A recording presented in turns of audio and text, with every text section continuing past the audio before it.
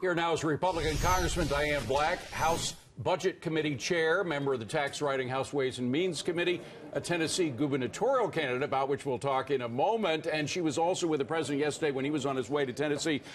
Congressman, let's first talk about what happened today, because in 55 minutes, what the president did with that open meeting, opening it to the entire world, letting them see exactly what was being discussed, with the ins and outs, Democrats, Republicans both having a chance to push back equally. He was clearly the chair of the meeting. As Melissa just said, this totally disarmed any notion that he's crazy and can't run meetings like this. He did a brilliant job at doing so. But more than that, in 55 minutes, he got more done in bringing Congress together on a DACA decision and immigration reform than probably days of arguments in either chamber of House.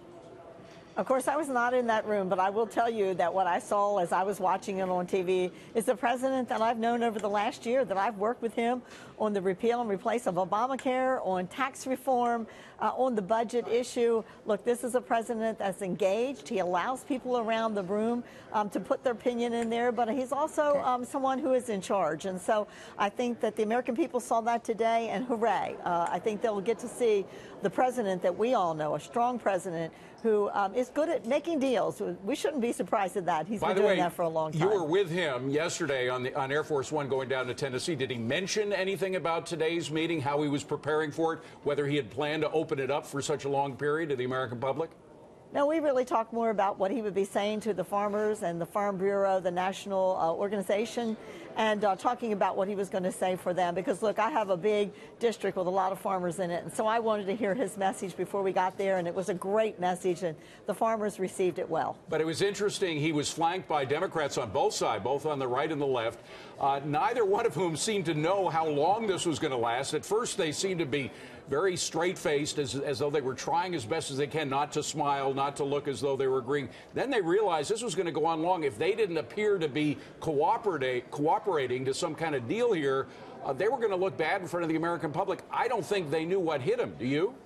Well, I tell you what, this is something that we have been trying to do with them for quite some time. I will tell you, as a person who is a member of the Ways and Means Committee, we have tried to engage their members, the Democrats, in everything that we have done. And there's just been that resistance there. And I'm glad they were in front of a camera today, to show that we can get things done. And these are big issues. Forgive me, but it does seem as though there was some real progress made at the end of the meeting that took place behind closed doors. We heard that they came to some kind of agreement on whether to get rid of chain migration, which is a big thorn in the side of the American public right now.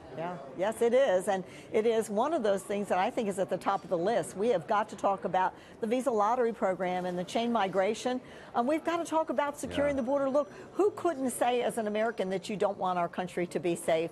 And it's not just the wall, but there are other mechanisms, electronic mechanisms that can be used. We want to be sure that we can say to our children, and for me, my grandchildren, hey, look, Mimi is doing everything she can to make sure that you're safe. By the way, you're giving up a prime seat as the Budget Committee chairman, I understand, to run for governor. Is that right?